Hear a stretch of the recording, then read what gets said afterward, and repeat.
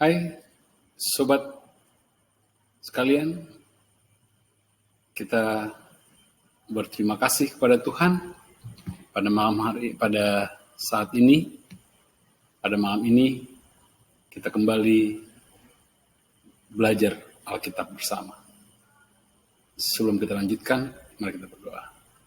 Bapa Surgawi, urapan Roh Kudus-Mu menjadi bahagian kami, sehingga apa yang akan kami baca dalam firman-Mu, dalam kuat kuasa-Mu, kami pahami. Dalam nama Yesus kami berdoa. Amin. Pada saat ini kita akan belajar bersama dengan judul, Dapatkah Alkitab dipahami?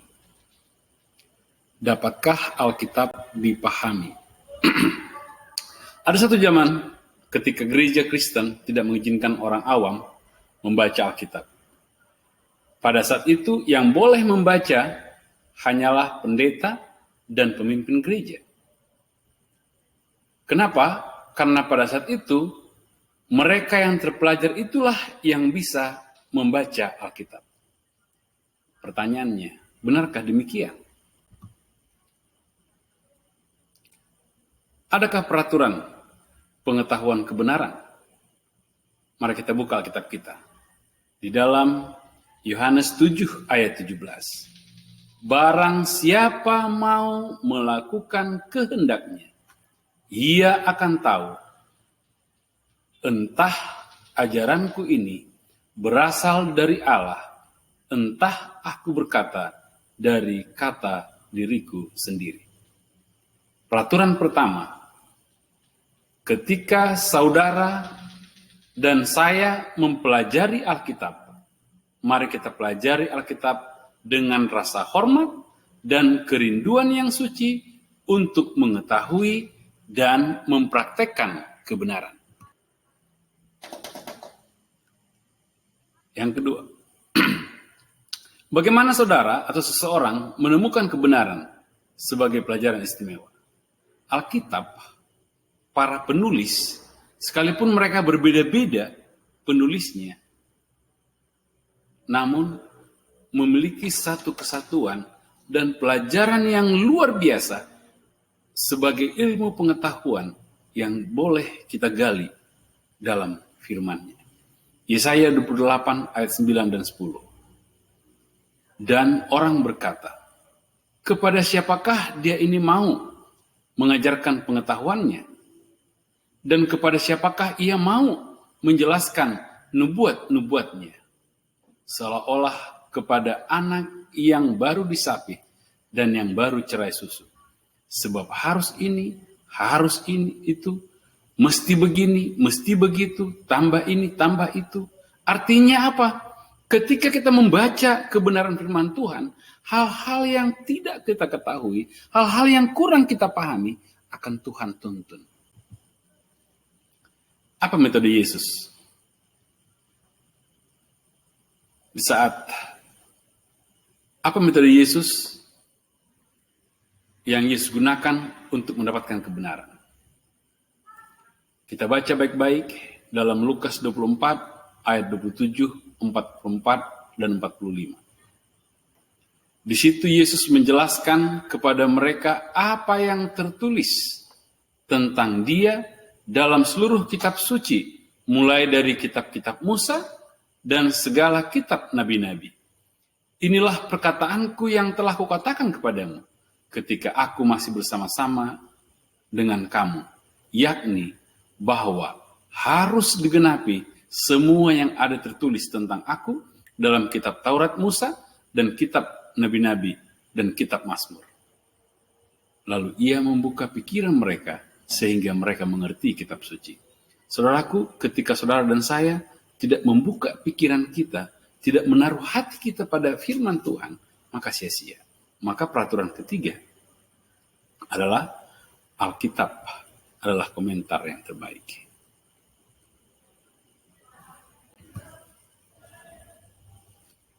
Kenapa orang beria lebih baik? Sekarang pertanyaannya, kenapa orang beria lebih baik? Kita baca kisah para rasul 17 ayat 10 dan 11. Tetapi pada malam itu, Segera saudara-saudara di situ menyuruh Paulus dan Silas berangkat ke Berea.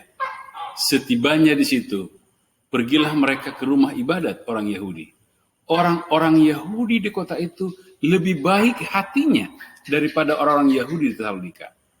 Karena mereka menerima firman itu dengan segala kerendahan hati, dan setiap hari mereka menyelidiki kitab suci untuk mengetahui apakah semuanya itu benar demikian.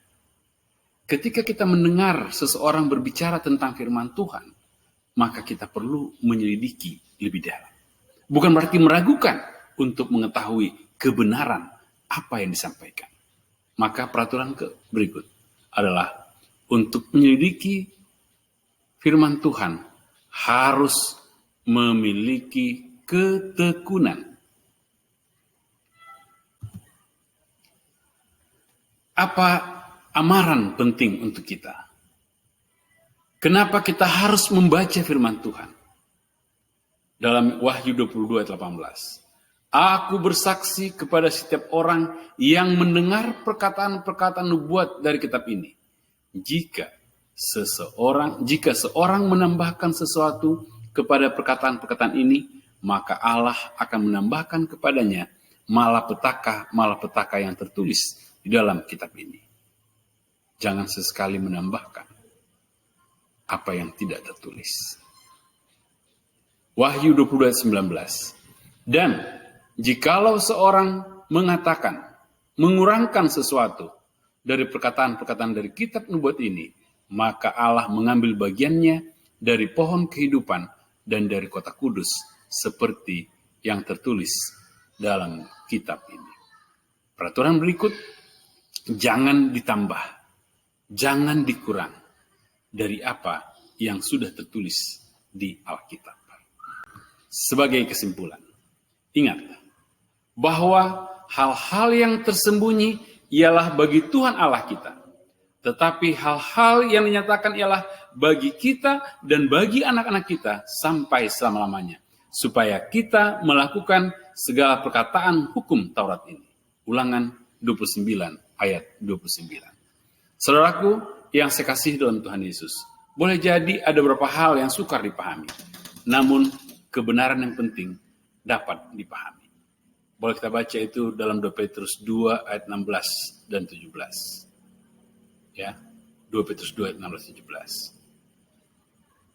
Hal-hal yang sukar dipahami sehingga orang-orang tidak memahaminya dan yang tidak teguh imannya memutarbalikkan